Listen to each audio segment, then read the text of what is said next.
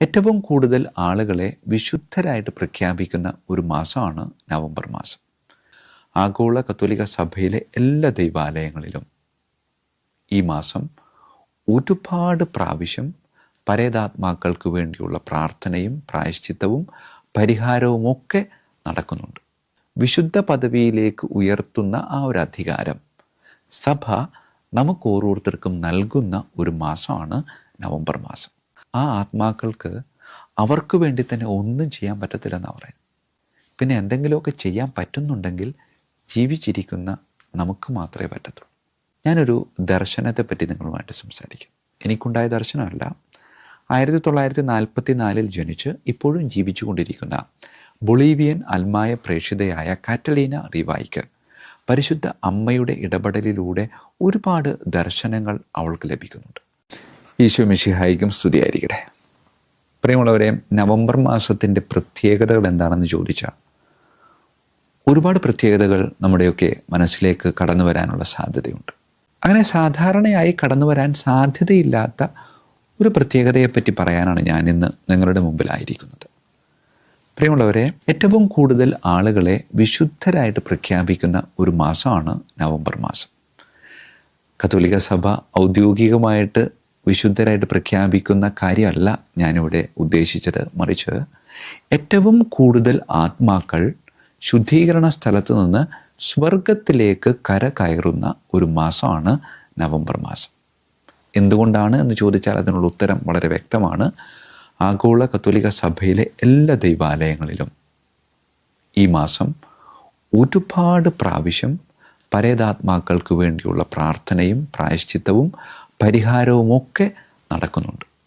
അങ്ങനെയെങ്കിൽ കത്തോലിക്ക സഭയുടെ ഔദ്യോഗികമായ അധികാരമായ വിശുദ്ധ പദവിയിലേക്ക് ഉയർത്തുന്ന ആ ഒരു അധികാരം സഭ നമുക്ക് ഓരോരുത്തർക്കും നൽകുന്ന ഒരു മാസമാണ് നവംബർ മാസം. ആ അവസരം നമ്മൾ നല്ല രീതിയിൽ വിനിയോഗിക്കുന്നുണ്ടോ ഇല്ലയോ എന്ന് നാം ഓരോരുത്തരും ആത്മപരിശോധന ചെയ്യേണ്ടത് വളരെ അത്യാവശ്യമാണ്. പ്രിയമുള്ളവരെ, നമ്മുടെയൊക്കെ കുടുംബങ്ങളിൽ നിന്ന് വേർപിരിഞ്ഞു പോകുന്ന നമ്മളുടെ പ്രിയപ്പെട്ടവരുണ്ടല്ലോ, ആ ആത്മാക്കൾക്ക് അവർക്ക് വേണ്ടി തന്നെ ഒന്നും ചെയ്യാൻ പറ്റത്തില്ലെന്നാണ് പറയുന്നത്. പിന്നെ എന്തെങ്കിലുമൊക്കെ ചെയ്യാൻ പറ്റുന്നുണ്ടെങ്കിൽ ജീവിച്ചിരിക്കുന്ന നമുക്ക് മാത്രമേ പറ്റത്തുള്ളൂ. അങ്ങനെയെങ്കിൽ ആ ആത്മാക്കൾക്ക് വേണ്ടി ഈ ഉള്ള ഞാൻ എന്തെങ്കിലും ചെയ്യുന്നുണ്ടോ എന്നൊന്ന് പരിശോധിക്കണം. ചെയ്യുന്നുണ്ട് എങ്കിൽ തുടരുക, ഇല്ലെങ്കിൽ തുടങ്ങുക. പ്രിയമുള്ളവരെ, എന്തുകൊണ്ടാണ് ഇങ്ങനെ പറയുന്നത് എന്ന് ചോദിച്ചാൽ ഞാനൊരു ദർശനത്തെപ്പറ്റി നിങ്ങളുമായിട്ട് സംസാരിക്കും. എനിക്കുണ്ടായ ദർശനമല്ല, 1944 ജനിച്ച് ഇപ്പോഴും ജീവിച്ചു കൊണ്ടിരിക്കുന്ന ബൊളീവിയൻ അൽമായ പ്രേക്ഷിതയായ കാറ്റലീന റീവായ്ക്ക് പരിശുദ്ധ അമ്മയുടെ ഇടപെടലിലൂടെ ഒരുപാട് ദർശനങ്ങൾ അവൾക്ക് ലഭിക്കുന്നുണ്ട്. അതിൽ ശുദ്ധീകരണ സ്ഥലത്തെ പറ്റിയുള്ള ദർശനങ്ങളുണ്ട്, ശുദ്ധീകരണ സ്ഥലത്തിലെ ആത്മാക്കളെ പറ്റിയുള്ള ദർശനങ്ങളുണ്ട്. അതിൽ ഏറ്റവും പ്രധാനപ്പെട്ടത് പരിശുദ്ധ കുർബാനയുടെ ദർശനം.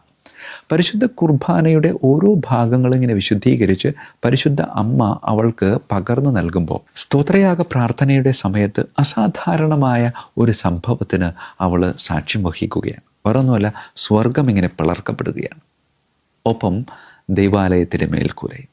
അങ്ങനെ സ്വർഗവും ദൈവാലയവും ഏതാണ്ട് ഒന്നായിത്തീരുന്ന ഒരവസ്ഥ. ദൈവാലയത്തിലെ അൾത്താരയിലേക്ക് നവവൃന്ദ മാലാഖമാരും ദൈവാരൂപികളും സകല വിശുദ്ധരും സകല മാലാഖമാരും ഇങ്ങനെ പറന്നിറങ്ങി താഴേക്ക് വരിക. പ്രിയമുള്ളവരെ, സ്വർഗതുല്യമായ ഒരനുഭവത്തിലൂടെ ഈ കാറ്റലീന റീവ ഇങ്ങനെ കടന്നു പോകുമ്പോൾ ഇതാ ലക്ഷക്കണക്കിന് ആളുകൾ ചാരനിറത്തിലുള്ള വസ്ത്രം ധരിച്ച് സിസ്റ്റേഴ്സ് ഉപയോഗിക്കാറുള്ള ശിരോവസ്ത്രം പോലെ ഒരു തുണി തലയിലൂടെ ഇങ്ങനെ പുതച്ച് ദൈവാലയത്തിലേക്ക് ഇങ്ങനെ കടന്നു വരികയാണ്. അവർ ദൈവാലയത്തിലെ ഈ ബലിപീഠത്തിനും ജനങ്ങൾ നിൽക്കുന്നതിനും ഇടയിൽ ഇങ്ങനെ നിരനിരയായിട്ട് ഇങ്ങനെ നിൽക്കുകയാണ്. 1-2 ആൾക്കാരല്ല, ലക്ഷക്കണക്കിന് ആളുകളുണ്ട്. ഇവരെ കണ്ടപ്പോൾ കാറ്റലീന റീവായ്ക്ക് ഇവരാരാണെന്ന് മനസ്സിലായില്ല. അങ്ങനെ സംശയത്തോടു കൂടെ പരിശുദ്ധ അമ്മയെ നോക്കുമ്പോൾ പരിശുദ്ധ അമ്മ അവളോട് പറയുന്നുണ്ട്, ഇത് വേറെ ആരുമല്ല, നമ്മളിൽ നിന്ന് വേർപിരിഞ്ഞു പോയ ശുദ്ധീകരണ സ്ഥലത്തിലെ ആത്മാക്കളാണ്. പ്രിയമുള്ളവരെ, ചാരനിറത്തിൽ വസ്ത്രം ധരിച്ച് ശിരസ് മൂടി മുകളിലേക്ക് ഇങ്ങനെ നോക്കാതെ ശിരസ് താഴ്ത്തി പരിശുദ്ധ ബലിപീഠത്തിൻ്റെ മുമ്പിൽ നിന്നുകൊണ്ട് ബലിയർപ്പണത്തിൽ പങ്കുചേരുകയാണ്. ഈ ബലിയർപ്പണത്തിലൂടെ കടന്നു പോകുമ്പോൾ ചില ആത്മാക്കളൊക്കെ ശിരസ് ഉയർത്തി സന്തോഷത്തോടെ ചിരിച്ച് അൾത്താരയെ നോക്കുന്നുണ്ട്. വേറെ ചിലർ വളരെ സങ്കടത്തോടുകൂടെ ദൈവാലയത്തിൽ തന്നെ ആയിരിക്കുകയാണ്. ബലിയർപ്പണം കഴിഞ്ഞ് ഇവരിങ്ങനെ നടന്നു പോകുമ്പോൾ ഒരുപാട് സന്തോഷിച്ചു പോകുന്ന ആത്മാക്കളുണ്ട്, ഒരുപാട് സങ്കടപ്പെട്ടു പോകുന്ന ആത്മാക്കളുണ്ട്. ഈ സങ്കടവും സന്തോഷവും എന്തുകൊണ്ട് ഈ ആത്മാക്കൾക്ക് സംഭവിക്കുന്നു എന്ന് മനസ്സിലാക്കാൻ സാധിക്കാതെ ഈ കാറ്റലീന റീവ പരിശുദ്ധ അമ്മയോട് സംസാരിക്കുമ്പോൾ പരിശുദ്ധ അമ്മ അവളോട് പറയുന്ന ഒരു കാര്യമുണ്ട്. സന്തോഷം അനുഭവിക്കുന്ന ആത്മാക്കൾ വേറെ ആരുമല്ല, അവരുടെ പ്രിയപ്പെട്ടവർ അവർക്ക് വേണ്ടി ബലിയർപ്പിച്ച് പ്രാർത്ഥിക്കുന്നത് കൊണ്ടാണ് അവർക്ക് സന്തോഷം ഉണ്ടാകുന്നത്. ആ സന്തോഷത്തിൻ്റെ കാരണമെന്ന് പറയുന്നത് അവരുടെ സ്വർഗയാത്രയിൽ കുറച്ചുകൂടെ സ്വർഗത്തോട് അടുത്തു എന്നൊരു സത്യമാണ് ആ സന്തോഷത്തിന് കാരണം. അതോടൊപ്പം തന്നെ ഏറ്റവും കൂടുതൽ സങ്കടം അനുഭവിക്കുന്ന ആത്മാക്കൾ വേറെ ആരുമല്ല, അവരുടെ പ്രിയപ്പെട്ടവർ ദൈവാലയത്തിൽ വന്നിട്ടുണ്ട്, വിശുദ്ധ ബലിയർപ്പണത്തിൽ പങ്കെടുക്കുന്നുണ്ട്, പക്ഷേ കുടുംബത്തിൽ നിന്ന് വേർപിരിഞ്ഞു പോയ പ്രിയപ്പെട്ടവരെ അവർ ഓർക്കാനായിട്ട് മറന്നുപോവുക. പ്രിയമുള്ളവരെ, ദൈവാലയത്തിലായിരുന്നിട്ടും ബലിയർപ്പണത്തിലൂടെ കടന്നു പോയിട്ടും നമ്മളുടെ വേണ്ടപ്പെട്ടവരെ നാം ഓർക്കാതെ പോകുമ്പോൾ ആ ആത്മാക്കൾക്ക് ഒരുപാട് വേദനയുണ്ട് എന്ന് ഈ കാറ്റലീന റീവായുടെ ദർശനത്തിലൂടെ പരിശുദ്ധ അമ്മ നമ്മെ ഓരോരുത്തരെയും ബോധ്യപ്പെടുത്തുകയാണ്.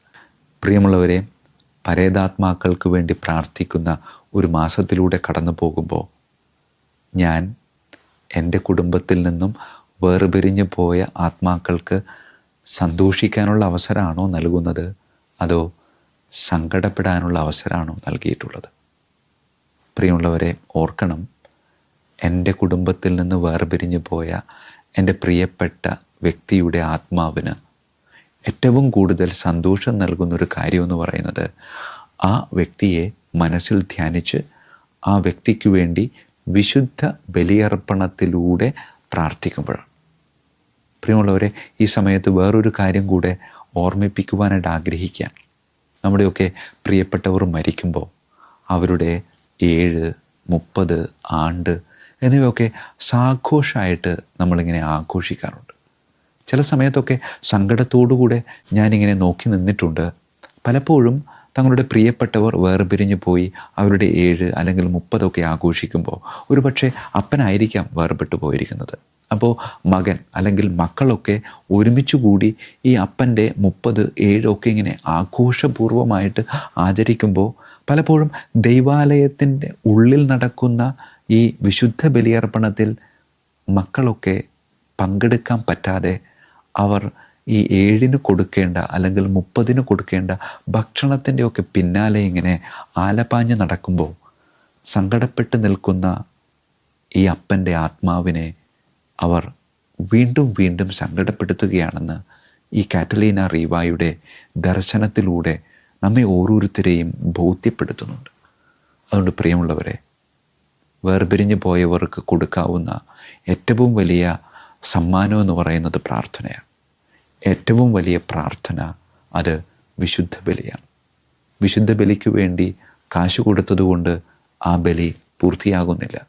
കാശ് കൊടുത്തില്ല എങ്കിലും എൻ്റെ അപ്പന് വേണ്ടി അല്ലെങ്കിൽ എൻ്റെ അമ്മയ്ക്ക് വേണ്ടി കുർബാനയുടെ ആരംഭം മുതൽ അവസാനം വരെ യോഗ്യതയോടുകൂടെ പങ്കെടുത്ത് ആത്മാക്കളെ ഓർക്കുന്ന സമയത്ത് അവരെ ഓർത്ത് പ്രാർത്ഥിച്ച് ദിവ്യകാരുണ്യം സ്വീകരിച്ച് ദൈവാലയത്തിൽ നിന്ന് പോരുമ്പോൾ ആ സമയം എനിക്കും എൻ്റെ കർത്താവ് ഈശോ മിശിഹായുടെ ബലിപീഠത്തിനും ഇടയിൽ നിൽക്കുന്ന ആ ആത്മാവ് ഒരുപാട് സന്തോഷിക്കുകയാണ്.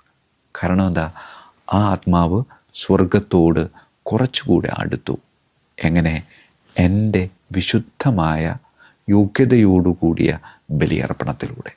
ആയതിനാൽ പ്രിയമുള്ളവരെ, ഈ നവംബർ മാസത്തിൽ മാത്രമല്ല, എപ്പോഴൊക്കെ നാം ദൈവാലയത്തിൽ പോയി വിശുദ്ധ ബലി അർപ്പിച്ച് പ്രാർത്ഥിക്കുന്നുവോ അപ്പോഴൊക്കെ നാം നമ്മളുടെ പ്രിയപ്പെട്ടവരെ ഓർത്ത് പ്രാർത്ഥിക്കാൻ മറന്നു പോകരുത്.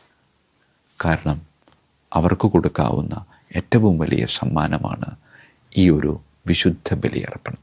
അങ്ങനെ വിശുദ്ധ ബലിയർപ്പണത്തിലൂടെ എൻ്റെ പ്രിയപ്പെട്ടവരെ ഓർത്ത് അവരെ വിശുദ്ധരാക്കാനുള്ള സഭ എനിക്ക് നൽകിയിട്ടുള്ള അസാധാരണമായ ആ ഒരു കർത്തവ്യം യോഗ്യതയോടുകൂടെ ഉൾക്കൊണ്ടുകൊണ്ട് ആ കർത്തവ്യം വേണ്ട രീതിയിൽ ഉപയോഗിച്ച് എൻ്റെ പ്രിയപ്പെട്ടവരെ വിശുദ്ധരായിട്ട് നമുക്ക് പ്രഖ്യാപിക്കാം.